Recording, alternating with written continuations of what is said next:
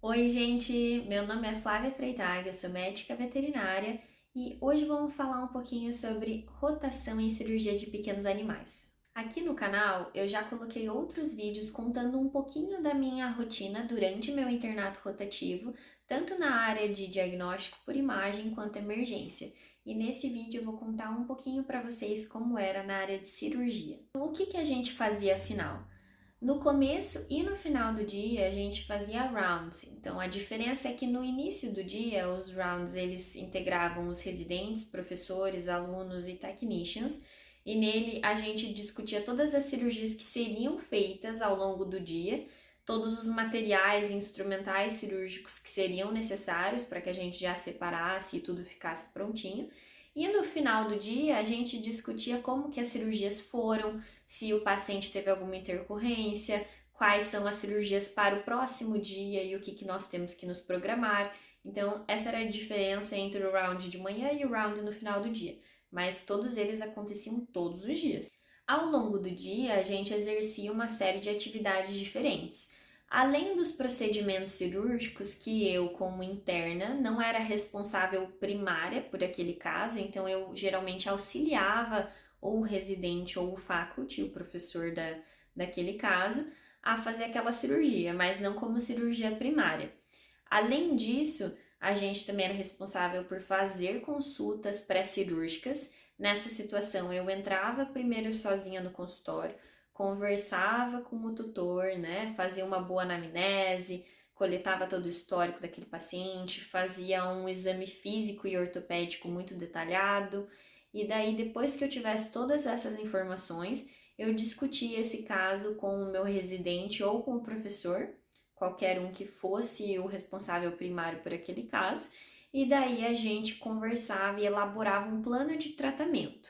Elaborado esse plano, a gente voltava lá, conversava com o tutor e alinhava se o tutor teria interesse ou não de fazer os procedimentos cirúrgicos ou o paciente não era um candidato elegível à cirurgia naquele momento. Se o tutor concordasse com aquele plano de tratamento cirúrgico, muitas das vezes a gente conseguia encaixar aquela cirurgia para aquela semana mesmo. Então a fila de espera para marcar uma consulta pré-cirúrgica, ela era bem alta, dependendo da afecção que o paciente tinha. Mas a partir do momento que a gente tinha aquela consulta, a gente conseguia, de forma geral, encaixar durante aquela semana ou então na seguinte. Dependia muito da quantidade de emergências, né, que chegavam na clínica, que daí teriam que passar na frente de procedimentos eletivos. Então, além dos procedimentos cirúrgicos e das consultas pré-cirúrgicas, a gente também acompanhava e fazia o protocolo de sedação e monitoramento do paciente quando ele tinha que fazer exames de imagem, fossem eles pré-cirúrgicos ou de acompanhamento pós-cirúrgico. A gente também tinha consultas de retorno para avaliar como aquele paciente está depois de uma cirurgia e consultas para mudança e troca de curativo ou de tala, né? Então a gente fazia tudo isso ao longo do dia, não só cirurgia. A partir do momento que você agendava uma cirurgia, aquele paciente é responsabilidade sua, seja no período pré-operatório, transoperatório ou pós-operatório. No período pré-operatório, é importante que você realize ou agende todos os exames pré-anestésicos e pré-cirúrgicos. Diferentemente do Brasil, em que na maioria dos casos, além do exame de sangue, também é requerido um exame ecocardiograma para avaliar a função cardíaca, lá não, era dispensado para a maioria dos pacientes rígidos e que a ausculta cardíaca fosse normal. Então, a menos que tivesse um problema relacionado com função cardíaca que a gente identificou no exame clínico ou na anamnese, normalmente a gente condensava esses exames pré-anestésicos e pré-cirúrgicos com o exame de sangue e os exames de imagem. No período transoperatório, então, responsável por acompanhar a cirurgia, auxiliar o cirurgião, né, residente ou cirurgião professor, prestar todo o apoio, né, ao paciente. E no período pós-operatório você era responsável por fazer as fichas de internação, a hospitalização daquele paciente, decidir o plano de tratamento que vai ser feito no hospital e que vai ser mandado para casa, né? A média de tempo de hospitalização geralmente é pelo menos 24 horas. Lá a gente mantinha os pacientes internados sob observação na UTI, para que sempre tivesse alguém de olho mesmo, né, para evitar qualquer intercorrência. Pacientes que fazem cirurgia de coluna tinham uma média de estadia no hospital de 3 dias pós-cirúrgico, né? E nesse período a gente era responsável por ligar para os tutores para dar atualizações, bem como agendar visitas para que eles pudessem interagir com o animalzinho deles.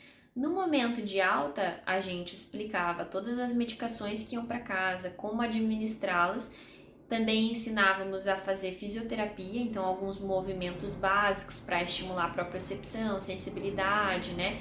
E a estimular a ter uma recuperação mais rápida. E também ensinávamos como fazer expressão manual da bexiga, porque alguns pacientes pós-cirúrgico, eles não, principalmente de coluna, eles não têm, né, essa autonomia toda para fazer xixi sozinho, então a gente ajudava e ensinava o tutor como fazer aquilo, com demonstração no próprio animal e no consultório.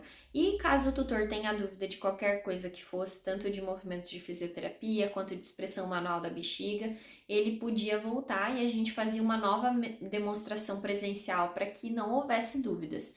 Isso tudo para o bem do paciente, é claro. E somado a tudo isso, os professores também faziam várias perguntas durante o dia todo no meio dessas atividades, tanto de fisiologia, quanto de anatomia, quanto de patologias mesmo, e a gente tinha que saber responder de bate-pronto.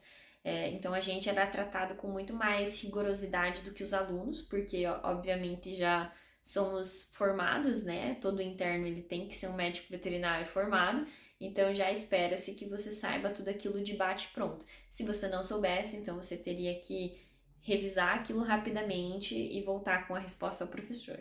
Cada professor é um pouco mais exigente que o outro, né? Mas então você era testado assim bastante nesse sentido durante o dia também.